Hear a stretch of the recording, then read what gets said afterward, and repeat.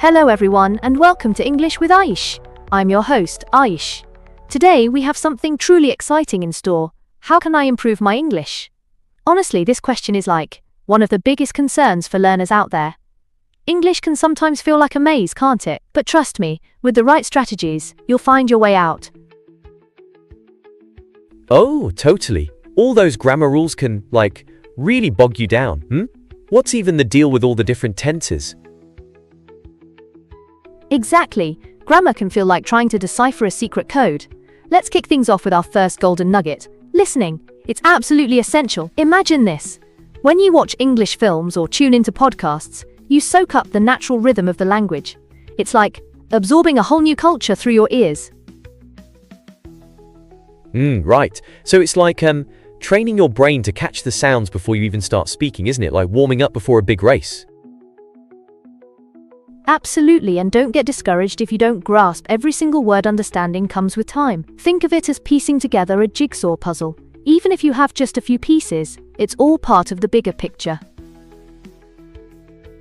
Haha, I love that. It's like solving a mystery one clue at a time. What's the next step in our detective story? The second step is speaking. Many learners feel shy about this, but trust me, fluency comes from actual practice. It's similar to riding a bike. You've really got to get on and start pedaling. Yeah, I remember when I first started, I was super scared to even order a coffee in English. My heart would race like I was about to jump out of an airplane. Oh, I totally understand. One fun technique I suggest is reading out loud to yourself.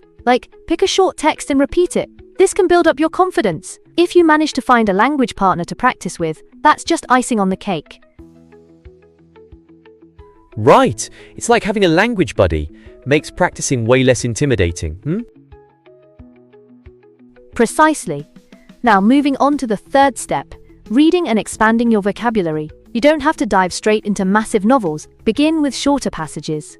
Think short stories, blogs, or even cheeky Instagram posts. Oh, you mean like those fun Instagram posts? I discover so many new words there, but not always sure how to use them. It's like a word treasure hunt.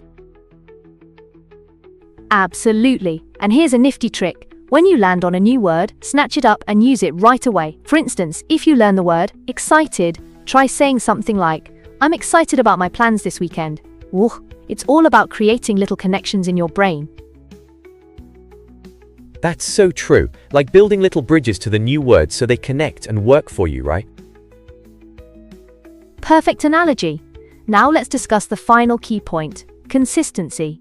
Just 15 minutes a day can be much more effective than cramming for hours just once a week. Oh wow, just 15 minutes? I could totally squeeze that in maybe while I'm waiting for my tea to brew. That sounds doable. Exactly.